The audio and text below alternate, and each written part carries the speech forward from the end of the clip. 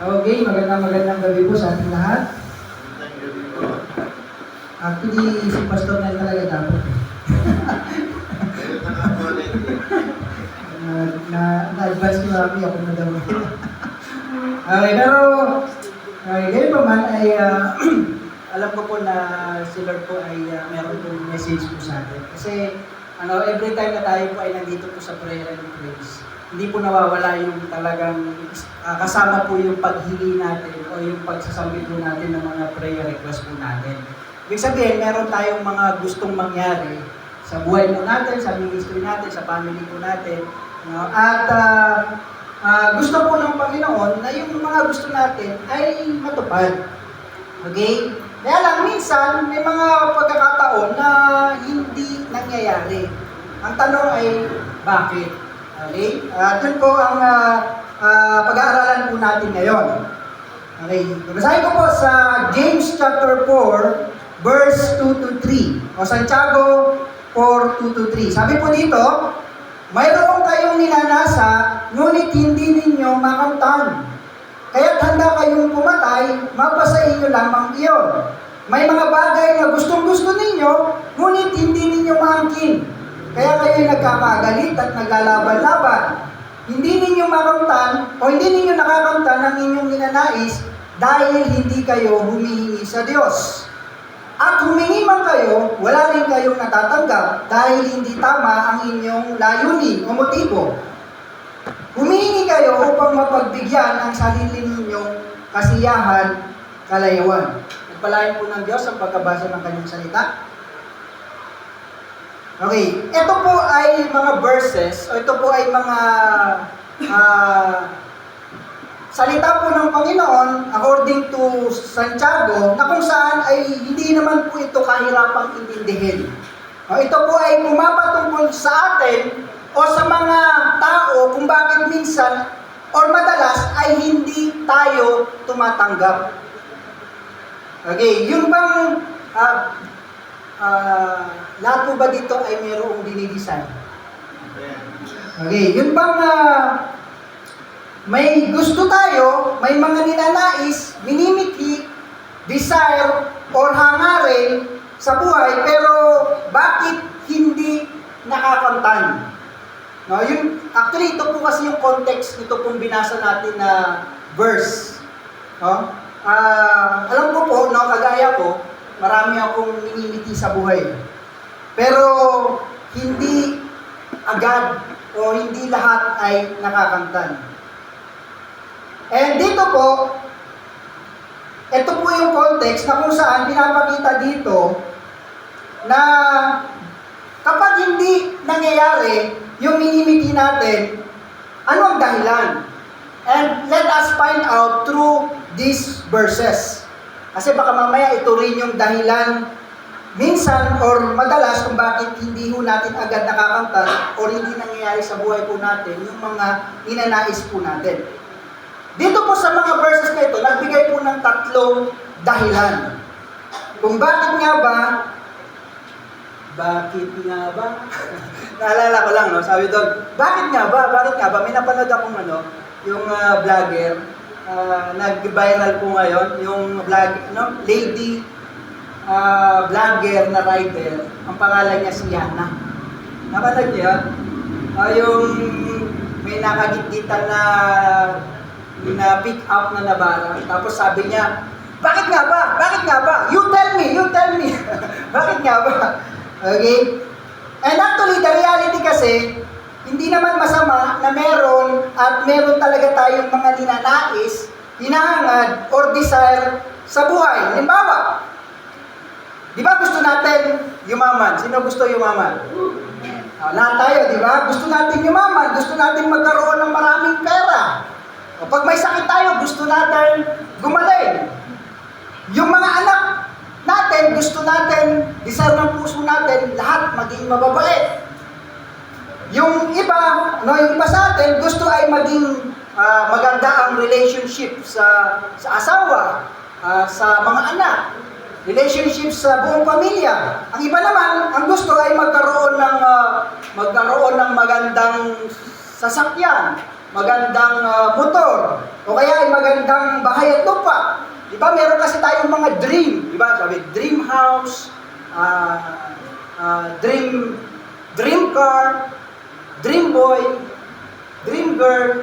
Meron tayong mga ninanais. No? Ang iba gusto magkaroon ng, o sabihin natin, gustong makagala, gustong mag-abroad, gustong mag-travel sa ibang bansa, mag-work abroad. No? Yung iba naman, hindi gustong pumunta ng ibang bansa, ang gusto naman bumalik ng Pilipinas. Kasi nahihirapan na doon sa ibang bansa. O kaya ay namimiss na yung pamilya. O gustong bumalik ng Pilipinas. Yung iba naman gustong magkatrabaho. Yung iba gustong ma-promote. Yung iba ay gustong magkaroon ng sariling negosyo. Ibig sabihin, marami tayong gusto. Kung ano-ano, marami, hindi po masama yun. Marami tayong gusto, marami tayong ninanais, maraming desire yung puso natin. Kaya lang ang tanong, bakit minsan or madalas, hindi natin nakukuha or hindi natatanggap agad yung gusto o yung desire natin? Sabihin nyo nga, bakit nga ba? Okay, sabi ng salita ng Diyos sa James chapter 4, verse 2 to 3, nagbigay po siya ng 3 dahilan. Bakit nga ba hindi? Okay, una, makikita po natin sa chapter 4, verse 2, una po kasi, marahil, dahil mali ang pamamaraan. Mali ang pamamaraan. Pwede kasi meron tayong gusto, meron tayong desire, meron tayong ninanais sa buhay, pero mali ang pamamaraan natin para makuha o ma-achieve ito. Si James, ganun po kasi yung sinabi niya doon sa kanyang mga tagapakinig. Actually, ito kasi yung konteksto noon. Ang kausap niya po dito ay mga early Jewish Christian. And actually, ito po yung mga cell group. Ito po yung mga small group. O ito po yung mga, mga house churches. O sabi niya sa kanila, may mga ninanais kayo. May mga gusto kayo. May mga gusto kayong mangyari. Meron kayong gustong makuha. Pero sa maling paraan. Okay, tingnan po natin. Anong sabi ng verse 2? Basahin natin ulit. Sabi doon, mayroon kayong ninanasa, ngunit hindi ninyo makamtan. Kaya't handa kayong pumatay. Mapa sa inyo lamang ito. May mga bagay na gustong-gusto ninyo, ngunit hindi ninyo maangkin. Kaya kayo nagkakagalit at naglalaban-laban. Meaning, ibig sabihin, mali yung pamamaraan nila. Makuha lang o mangyari lang yung gusto nila kahit makipaglaban pa. Kahit makipagkumpetensya pa, kahit makasakit pa sila, magkalaban-laban, magkagalit-galit sila, handa sila. And the worst pa, ang sabi doon, ang mas worst, sabi pa nga ay handa silang pumatay. Makamtan lang ang ninanasa. Ibig sabihin, minsan, nangingibabaw sa atin o sa tao ang desire. Paghahangad to the point na kahit sa maling paraan, makamtan lang or matupad lang ang gusto. Okay, ano daw ang ginagawa ng tao?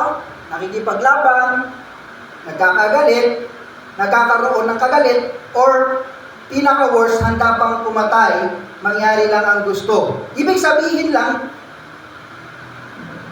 yung gusto ay kahit sa maling pamamaraan.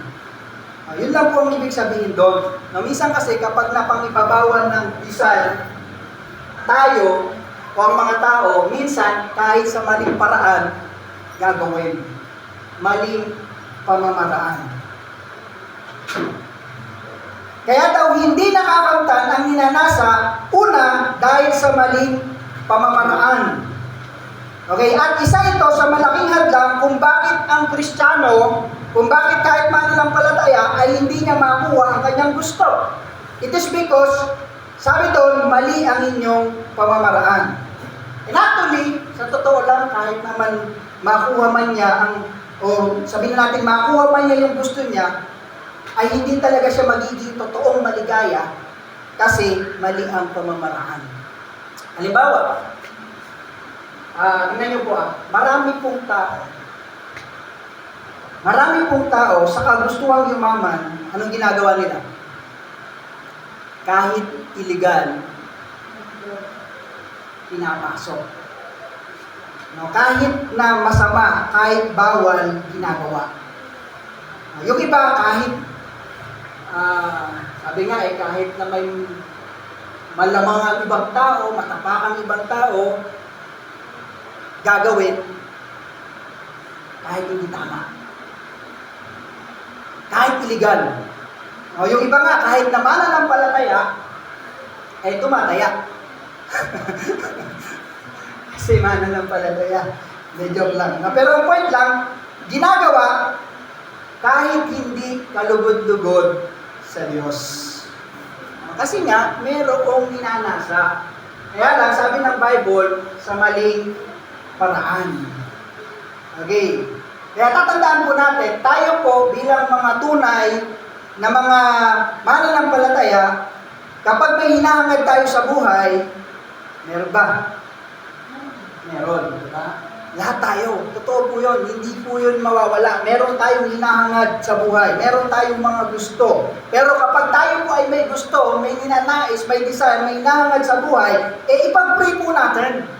At gawin po natin yung pinakamabuting pamamaraan. Can you say amen?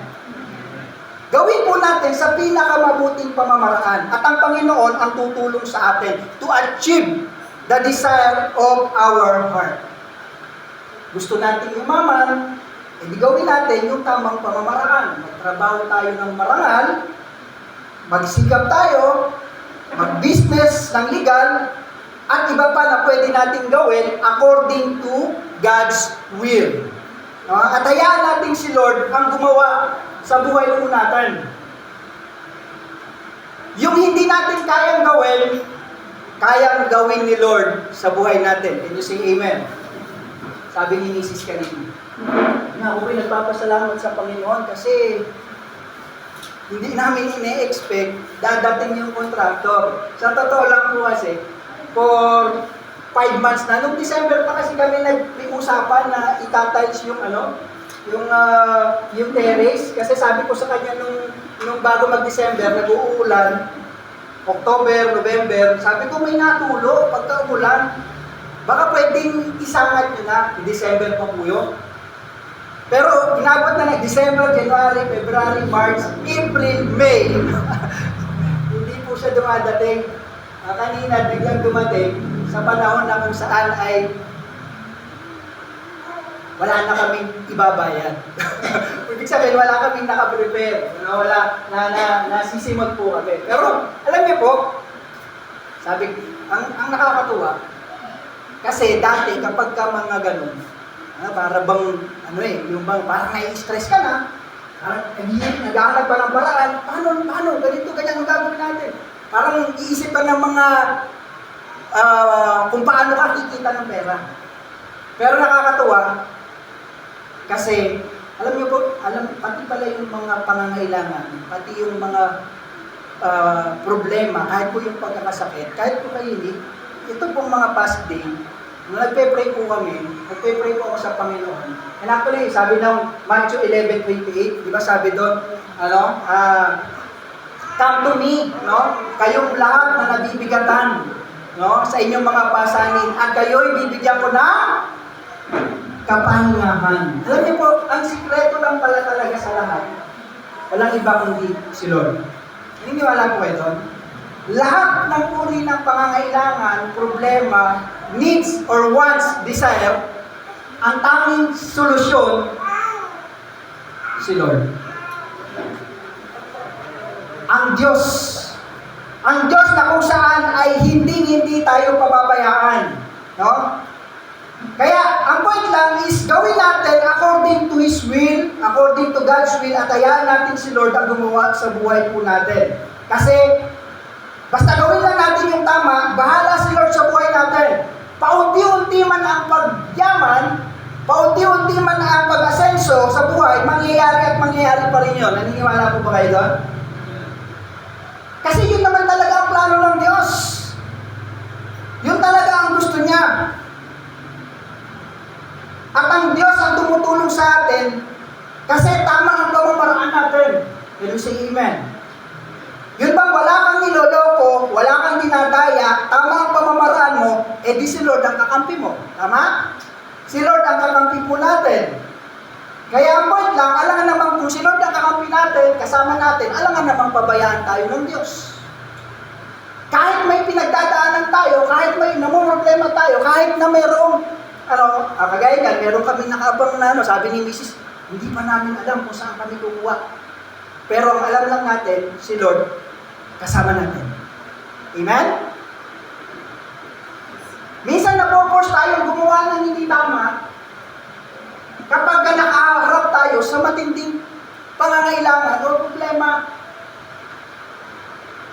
Pero dito po, makikita natin, sabi doon ay, gawin mo lang yung nararapat, gawin lang natin yung tama, si Lord ang kasama po natin. Hindi tayo iiwan, hindi pababayaan man. Tuloy lang tayo sa paggawa ng tama, bahala si Lord sa needs and wants natin. And you say amen. Kaya unang dahilan, sabi dito, bakit may desire tayo, may ninanais tayo, hindi natin makuha o hindi natin natatanggap agad.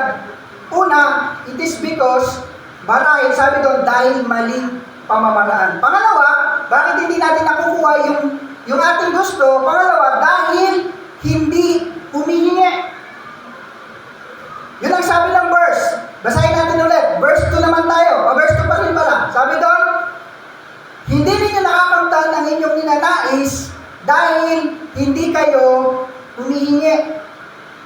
Okay, alam niyo po kung ano po ang pinakamagandang gawin to achieve yung mga ninanais natin sa buhay. Alam niyo po kung anong sikreto? Humingi tayo. Sabi mga sa katabi mo, humingi ka kasi. Okay, humingi tayo ng humingi sa Diyos. Ano man ang kailangan natin, ano man ang gusto natin, hingi natin sa Panginoon at huwag tayong magsasawa. Kahit hindi ibigay agad. Ang mahalaga, patuloy natin hinihingi.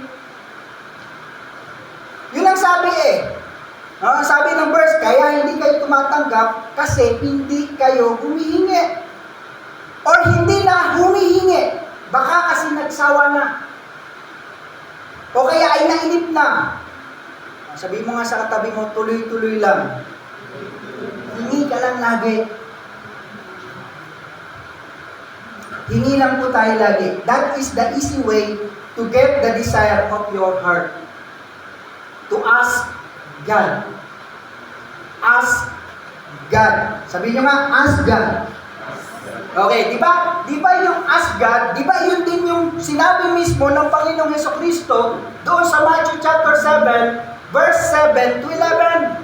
Nang sabi niya, humingi kayo at kayo'y bibigyan. Humanap kayo at kayo'y makakasumpong. Kumatok kayo at kayo'y pagbubuksan. Sapagkat ang bawat humihingi ay, ang sabi? Sapagkat ang bawat humihingi ay tumatanggap. Naniniwala po ba kayo doon? Naniniwala po ba tayo sa sinasabi ng salita ng Diyos? Na ang bawat humihingi ay bibigyan. Promise po ni Lord yun Lahat ng humihingi ay makakatanggap. Naalala ko po si Mrs. Tinanong ko siya kanina. Sabi ko, kailan ka nga nagsimulang humingi ng house and lot? Sabi niya, nung tayo tumira sa San Francisco. Nung kami po yung unang napatira po doon, di ba? May spirita po yun, sige po yun, walang parking, ganito, ganyan-ganyan. Sabi niya, gusto ko magkaroon tayo ng sariling bahay. And, naalala ko, 12 years ago, nung bago pa lang po kami doon, lagi po siya sa akin humihingi. Lagi niya sa akin sinasabi. Sabi ko sa kanya, mag-antay ka lang, ibibigay ni Lord sa atin yon sa tamang panahon. Kaya lang ang problema minsan, mainipit kasi tayo. Nung naiinip tayo, gusto natin mabilisan. No, kaya nung nagkaroon ng sabi niya, kahit maliit lang, kahit ganito lang, sabi ko, hindi yan eh. Sabi ko, mayroong mas the best na ibibigay si Lord. Hindi, okay na to. Dati nga sabi, kahit wala daw gripo, okay na eh. Pero nung wala ng gripo, reklamo naman. Narireklamo kasi puro tabo, no? Puro buhat. Ang point ko lang po ay minsan, namimiss natin yung best will ni Lord kasi minsan naiinip po tayo. No? Naging, pwede na yan. No? Sa totoo lang, si Lord, mas gusto niya lagi ibigay yung best. Naniniwala po ba tayo doon? Wait lang tayo at patuloy lang tayo sa pag-iinip. Huwag tayong magsasawa. Kasi promise ni Lord yun. Basta humingi tayo, makakatanggap po tayo. Huwag tayong mainit. Amen? Lahat, hingin po natin sa Panginoon. Kung gusto natin yumaman, hingin sa Diyos. Hingin sa Panginoon. Gusto niyo ng kotse, hingin sa Panginoon. No? Gusto ng house and lot, hingin sa Panginoon. Gusto ng kagalingan, hingin sa Panginoon. No? Gusto ng good relationship, hingin lahat sa Panginoon. Huwag magsasawa. Minsan kasi, baka kaya hindi natin natatanggap kasi hindi tayo humihingi. Ang sikreto ng pagkakaroon ng mga ninanais natin sa buhay ay ask God. Actually, lagi naman natin itong naririnig eh. Lagi natin itong nababasa, na pag-aaralan, itinuturo sa atin. Pinaniniwalaan natin na ang lahat ng bagay ay pag-aari ng Diyos. Walang bagay na mahirap sa Kanya. Lahat magagawa niya. Higit sa kaya natin isipin at gawin, kaya niyang magawa at ibigay sa atin. Kaya ang tanong, anong dapat natin gawin? Di patuloy tayong humingi. Patuloy tayong maniwala. Patuloy tayong manampalataya. Can you say amen?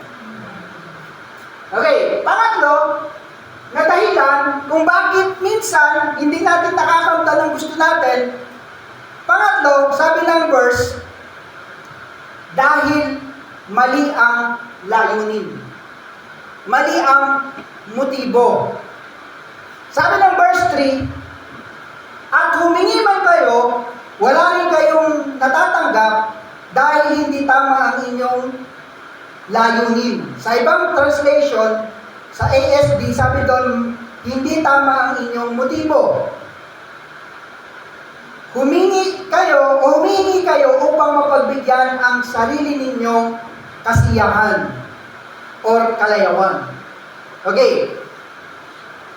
Minsan, hindi kasi natin namamalayan, may mga saloobin tayo na minsan ay hindi tayo nagiging aware na hindi pala tama yung ating mga motibo. No? O hindi pala tama yung saloobin natin. Minsan nga, di ba, minsan sasabihin natin, hiningi ko naman kay Lord, pinag-pray ko naman, pero bakit hindi ibinigay?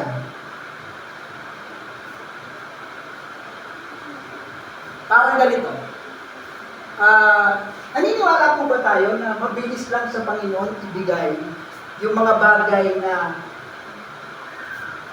dinanais natin? Hello? O parang ganito, bigyan ko kayo sample. Halimbawa, yung anak, humihiling ng cellphone. Princess, Daddy, ano naman yung cellphone no? Ano na kasi, nasira yung cellphone ko. Baka pwede kailangan ko eh. Di ba? Hindi mo naman ako. Sa palagay niyo po, sa isang magulang, ayaw ba niyang ibigay yung gusto ng anak? Hello? Naniniwala ako, bilang magulang, gusto natin na ibigay yung gusto ng anak natin. Kaya lang, ang tanong, anong purpose? Anong motibo? Di ba? Sabihin mo kasi kung ano, bakit? Ano bang gagawin mo sa cellphone? Pag sinabi niya na, ay, dati gusto ko ng cellphone kasi, kailangan namin sa school, meron kami mga thesis, tapos meron kami ganito, may mga ganyan, tapos mag-online selling ako, o kaya mag-online,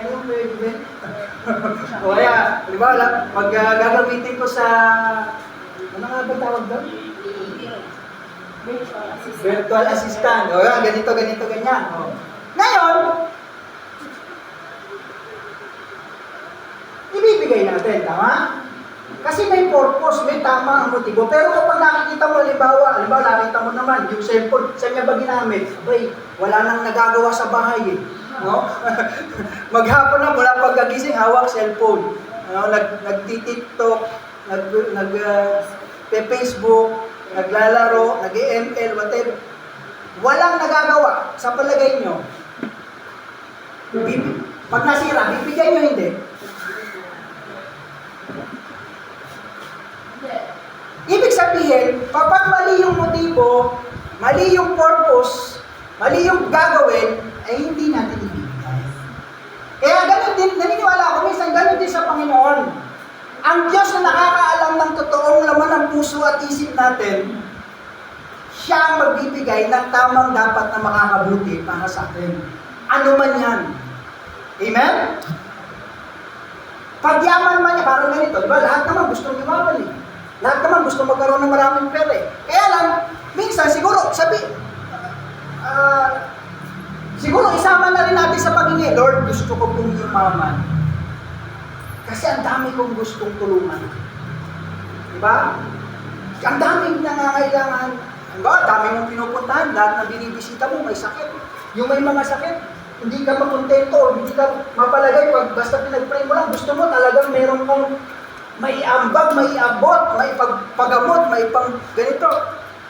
Kapag tama yung motibo, yung purpose, Lord, gusto ko po talagang gamitin mo mo, mightily, effectively, gusto ko pong yumaman, gusto ko pong i-bless mo ko, bless mo kami, to be a blessing to many. And naniniwala ko, hindi mahirap sa Diyos na i-bless mo tayo. You say amen. Naalala ko si Shannon eh. Ang prayer nila, pagpalain ni Lord to be a blessing to many. Kaya sabi ko sa kanya nun, kaya, ano tayo? Punuin natin ng Laguna ng blueberry. Tigli-lima muna tayo, magkakapatid. Sabi ko sa kanya, hindi naman natin purpose magpayaman. Ang purpose natin, gamitin tayo ni Lord. Blessed to be a blessing. And kapag babalikan, nothing to boast, pero yun talaga yung purpose nun. Kaya sabi ko sa kanya, actually lahat ng meron tayo ngayon, lahat ng yan, it is because of the goodness of God. Kasi unang-unang tinitingnan ng Diyos, puso. Amen? Anong dahilan? Bakit gusto mong yumaman? Bakit gusto natin, yung anumang bagay na hinihingi natin, anong motibo?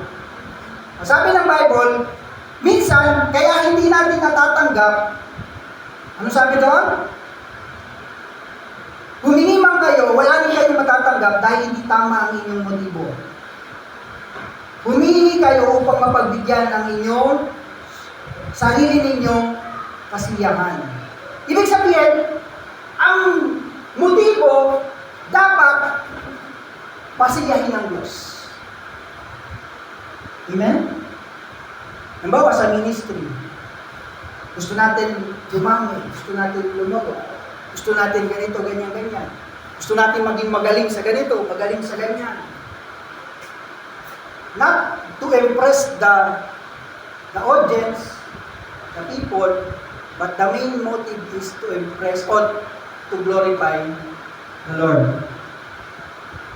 At hindi mahirap ibigay, talento man yan, o ano man yan, hindi mahirap ibigay ng Diyos, basta tama ang puso. Tama ang motibo.